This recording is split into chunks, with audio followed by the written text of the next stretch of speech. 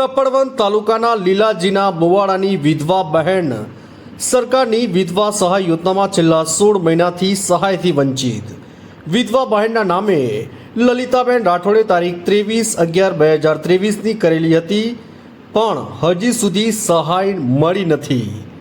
કર્મચારીઓને ભૂલને કારણે સહાયથી વંચિત રહેતા આર્થિક ફટકો પડ્યો હોવાનો આક્ષેપ.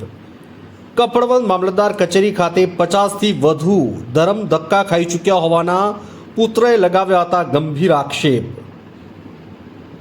કપડવંત મામલતદાર કચેરી ખાતેથી થોડાક દિવસોમાં મંજૂર થઈ જશે તેવા ઠાલા આશ્વાસન આપ્યા મહિલાના આક્ષેપ.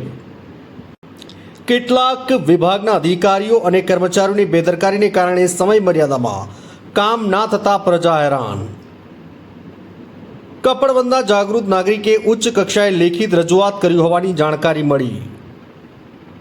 કા ખાતો પણ મને કોઈ એનું હવે જાણ મળતું નહીં. મળે તો એ સરકાર તો હારી હવે પણ મને ધક્કા ખવડાવીને મને કોઈ જવાબ મળતો નહીં. કેટલા મહિનાથી આપને વિધવા સહાયના પૈસા મળ્યા નથી? 1.5 વર્ષથી. 1.5 વર્ષથી. શું નામ છે આપનું? મનીષ કુમાર શંકરસિંહ રાઠોડ, રહેવાસી લીલાજીના બોડા. હું સામાજિક આગેવાન તરીકે ગામમાં સેવા આપું છું. અમારા ગામના લલિતાબેન રમણભાઈ રાઠોડ આશરે 1.5 વર્ષ પહેલાં એમના પતિ ગુજરી ગયા હતા.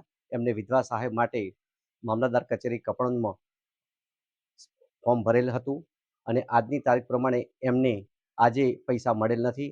આજે મામલતદાર કચેરીએ જઈ ખાતરી કરતા એમને 30/1/2025 એટલે કે 2 મહિનાના પૈસા મળવાના છે એવી માહિતી મળેલ છે. પણ એ બેનને 1.5 વર્ષ બાકીના 12 મહિનાના પૈસા આજ દિન સુધી મળેલ નથી અને આ સહાય માટે અમે રજૂઆત કરીએ છીએ, છતાં પણ મામલતદાર કચેરી એમ કહે છે કે બાકીના પૈસા તો હવે કોઈ જવાબદાર કર્મચારી કોઈ જવાબ આપતું નથી. આ બાબતે અમે રજૂઆત કરેલ છે અને આ બેનને બીજા બાકીના પૈસા મળે એ માટે હું જવાબદાર અધિકારીઓને વિનંતી કરું છું અને ઘટતું કરવા માટે અપીલ કરું છું. દિલીપભાઈ રમણભાઈ રાઠોડ, ગામ લીલાજીના મુવાડા. શું પ્રશ્ન હતો હવે તમારે?